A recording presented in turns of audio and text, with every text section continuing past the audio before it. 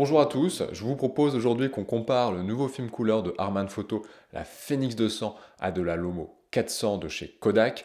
Je pense que ça va vraiment être très intéressant d'avoir ce point de comparaison pour évaluer les caractéristiques de cette Phoenix 200. Pour cette comparaison, j'avais deux canons identiques et j'ai utilisé le même objectif à chaque fois, ce qui est un point important parce que vous pouvez avoir un piqué et un contraste différent d'un objectif à l'autre. La seule limite de cette comparaison, vous allez le voir, c'est que je n'ai pas pu shooter systématiquement à la même ouverture, parce que d'un côté j'avais un film de 400 ISO et de l'autre de 125 ISO. Alors vous allez me dire pourquoi shooter le film à 125 ISO au lieu de 200 ISO, ce qui est la sensibilité en tout cas annoncée par Harman Photo pour la Phoenix 200.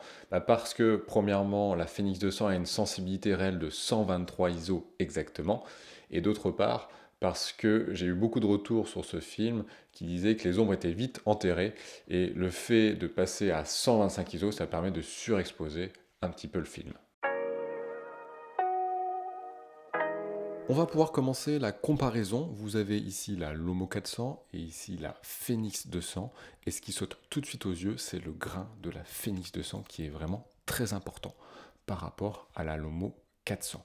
On dirait presque, pour tout vous dire, un grain de film de 800 ISO, voire de 1600 ISO. On va pouvoir passer à la deuxième comparaison. J'ai pris en photo des vagues et on voit tout de suite que sur la Lomo 400, l'image est plutôt bien équilibrée d'un point de vue couleur, alors que sur la Phoenix 200, on a vraiment des tons chauds. Ça se voit vraiment bien sur l'écume des vagues. Vous pouvez voir ici par exemple que c'est assez jaune, alors que sur la Lomo 400, le blanc est vraiment blanc.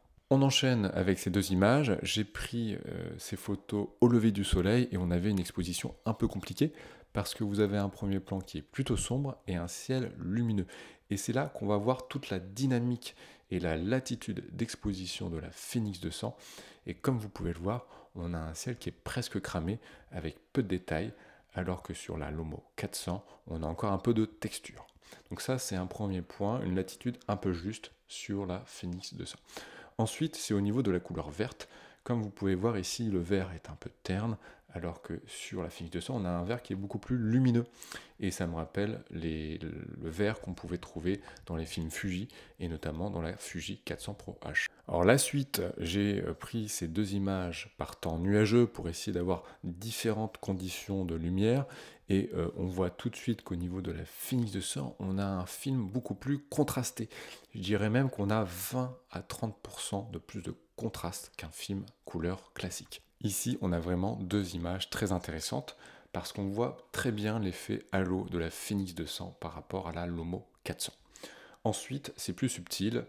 Vous pouvez voir que en arrière-plan, ça tire vers le vert. Parce que quand vous avez une lumière artificielle avec de la Phoenix 200, l'éclairage tend vers le vert. C'est très marqué sur une des images que j'ai prises lors d'une photo en fête foraine. Je vous mettrai l'image à l'écran.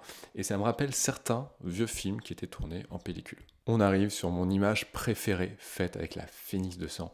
C'est cette image-là. Ça marche très bien.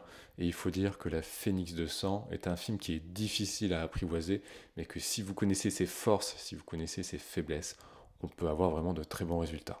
Dernière série d'images à comparer. Pour vous montrer une dernière chose, c'est au niveau des ombres. Vous pouvez voir que sur la Phoenix 200, on a beaucoup moins de détails par rapport à la Lomo 400. Vous voyez ici, il y a encore du détail. On voit bien ce qui s'y cache, alors que ici, c'est complètement noir. Ici aussi, et ça, c'est systématique. Vous pourrez revoir dans les précédentes images. On a très peu de détails dans les ombres. C'est clairement un film qui a un certain charme, on pourrait presque dire vintage, même si j'aime pas ce mot, parce qu'on retrouve des caractéristiques des anciens films, beaucoup de grains, des tons chauds, une forte saturation. C'est vraiment un film qui peut être très intéressant pour faire des photos de vacances, par exemple. Par contre, je l'utiliserai pas pour tous les projets photos, parce qu'on a cet effet halo, mais surtout une faible latitude d'exposition, donc il faut vraiment être très précis lors de la mesure de la lumière. Qu'est-ce qui manque à la Phoenix 200 pour devenir un film incontournable si jamais ils font une deuxième version? Alors moi, autant le grain et le contraste ne me dérangent pas du tout. Par contre, l'effet halo, on aime ou on n'aime pas. Moi, c'est pas trop ma tasse de thé.